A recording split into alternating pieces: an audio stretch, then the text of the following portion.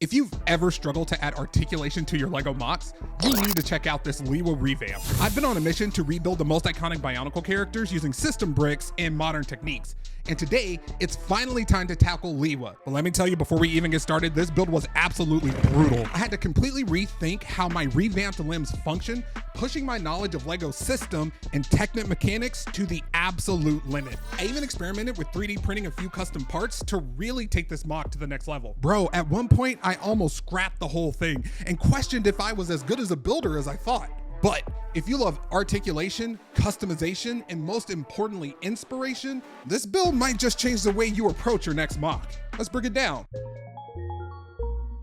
Lewa was always depicted as being super agile because he's the Toa of air, which honestly was always confusing to me considering that, he lives in the jungle, carries an axe, and is, green. To make this revamp super special, we're gonna go back to the drawing board and rework the mechanics of this build from the ground up. But in order to do that, we have to take a look back at the build that started it all, my Tahu Mata revamp. I know, it looks impressive, but in reality, this thing is not that posable. Which got me thinking, what makes a highly posable model in the first place? To figure that out, I've analyzed over 100 different figures and model kits to better understand exactly how their limbs move and function. Because, science. Someone please come take my credit card away before my wife finds out. One of the key takeaways from my research was that models that could pull off the best poses all had one thing in common: a swivel joint in either the thigh or the shin. And that is where I hit my first major challenge. My first instinct was to brick up the thigh. What did he say? Pause. My first instinct was to brick up the thigh by adding a pin and Technic brick assembly, but that made the thigh way too long, throwing off the proportions of the entire build. Fail number one. So instead, I opted for a shin swivel, but just using a pin didn't provide enough friction to hold dynamic poses over time. That's when I remembered this old technique that I learned from an Exoforce set. This technique embedded an axle with a stud into the forearm design. This worked perfectly because for some reason, the clutch power provides slightly more friction than a regular friction pin. Let me show you how it's done so that you can steal this technique for your next build. All right, first up, we're building a standard knee assembly using a ball joint axle and a lift arm brick. Then we're taking an axle with a stud and connecting it to the lift arm brick.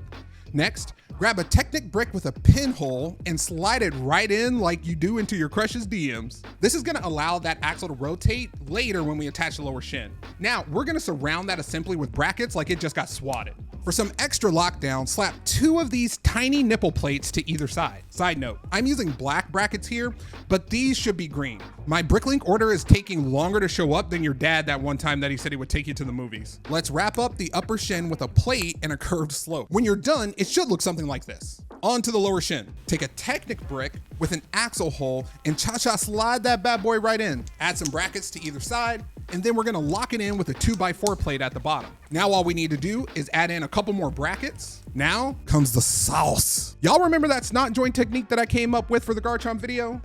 Wait, you have seen the Garchomp video, right? Take 2 of these bar ball pieces and slide 1 into each hole. This is going to make for a hella posable ankle design. Then, you guessed it, more brackets. 2 1x4 brackets to be exact. Throw in a couple of plates to get your levels just right. Then we're plating and tiling this off so that there's a nice consistent curve all the way down the shin. And just to be extra, let's throw in some pentagon tiles to plate off the sides. And boom. See how the shin rotates? So smooth, so posable, so Lewa. The thigh was actually the trickiest part of this entire build and caused those 3 revisions I was talking about earlier. My previous thigh builds are pretty basic, just a couple of socket bricks and a few brackets. But this presented another problem. Another key takeaway from my research was that the most posable figures had double hinged knees, which allows for the knee to bend backwards more than 90 degrees. My original design is single jointed, which caps the knee bend at just over 90 degrees. So I knew that I need to solve this problem somehow. Get it? Need. I experimented with a couple of double jointed hinge designs, but nothing had enough friction to support the weight of the heavy torso and the arms. So I decided to go all in on a Technic heavy design that only used a single hinge, but changed the orientation of the socket to provide a higher range of motion, only using 1 hinge. Big brain. This worked great, but completely clashed with the aesthetic of, the rest of the build. So small brain. This third design balanced articulation and aesthetics seamlessly. Here's how it's done. Start by connecting these 2 lift arm bricks with an axle pin. Lock the lower one in place by connecting the socket piece. Then connect another socket on top. This one is going to serve as our hip connection. Add a couple of brackets to the back of the assembly, and then we're going to also throw in a mix of small plates and tiles to round out the shape of the thigh. For the pelvis, we're going to use a similar assembly to our previous revamp. Just a mix of a double ball brick, ratchet socket, and a mix of plates and brackets and tiles to finish out whatever look you want to make for this. Honestly, it's up to you. This leg design turned out so well that it's making me want to go back and incorporate it into all of the previous builds. It's really that good. But we have got to stay focused, so let's move on to the arms. I had a blast experimenting with these CCBS bone pieces during my Golly revamp, so I figured why not run it back for Lewa? Only this time, we're going to keep it a little more simple. Lewa's axe is one of the most iconic parts of the original design, maybe even of the original 6 Toa, but it doesn't really scale well with this larger build. That left me with 3 options, and you already know I had to try all 3, so let me tell you how that went. So for option number 1, LEGO doesn't have a ton of axe elements, but there are some solid options that are the right scale, like this massive axe piece from the Axon set. It had the right energy, but there was one major problem. It was silver. Silver is such a defining part of the Toa Nuva aesthetic, and on a Mata revamp, honestly, it just felt out of place. Strike number 1. Next, I tried brick building an axe using system pieces. I came up with several designs, but none of them really captured the feel I was going for. Strike number 2. Finally, I decided to 3D print my own version, and this one particularly felt perfect for Lewa.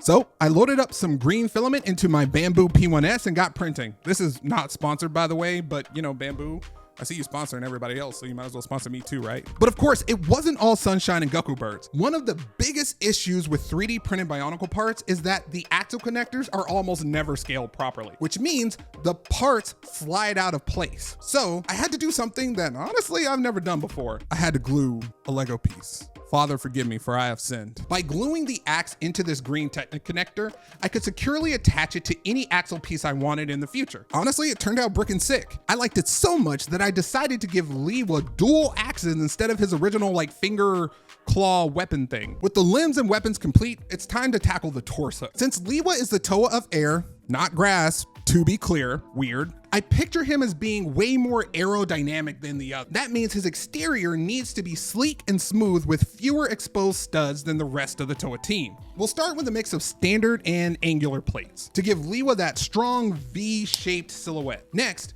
we'll use 4 Technic bricks to hold the axles for the arms. I came across these lime green mudguard pieces and I thought that they would add a perfect pop of color. Since they have a bit of an odd shape, we'll need to reinforce them with plates underneath for better support before we lock them in. Let's add a socket brick for the neck connection and a ratchet brick for that ab crunch. One thing we have to include is that signature chest ball from the original design. Fun fact, I always wondered if these like chest ball things signified like more powerful or experienced Toa or something like that. Yeah, it turns out they don't. These pieces were just necessary for the combo models and they wanted to incorporate them into the build so that you wouldn't lose them. Which to me is even more wild because it shows that these monstrosities of LEGO creations weren't just afterthoughts. A few plates and brackets should give us a simple stud reversal, which should work out great for attaching that piece from earlier. We'll attach a couple of Technic bricks with an axle pin and just slide that ball right on top. Perfect. But right now his midsection is looking, well, kind of mid. So let's fix that. We'll add a couple of slopes to give it a more like filled out look. Now you already know we have to add in some pistons, but for this build, we're gonna be switching it up a little bit. Instead of lightsaber hilts, I'm using these circular bricks, which look kind of like compressed air canisters to me. To add some contrast, we'll stack a few of these gray and dark green studs to connect the lime green canisters to either side. A couple of round studs on the side, and then we'll lock everything in place using the same brick shoulder technique that we've used before. Let's throw in some rounded plates and vents because, you know, Toa of air. We'll wrap up the pecs with some of these double cheese slopes for a sharper, more defined look. For the lower torso, we'll finish it off with a few angular plates and tiles to pull everything together. Flipping the model around, we'll use some wedge plates to support a couple more brackets. Then We'll lock everything down with a few plates and curved slope tiles, making sure that everything is secure and clean. I also found this cool translucent green curved brick, which will look absolutely perfect right in front of the neck socket. Speaking of which, let's go ahead and attach the neck. We'll add in a connection for the gear to round out the shape of the torso. And finally, all we have to do is attach the original head and mask. Now, all that's left is the final assembly and the money shots. And while we're at it, let's see just how many dope poses that we can get with this Lewa revamp.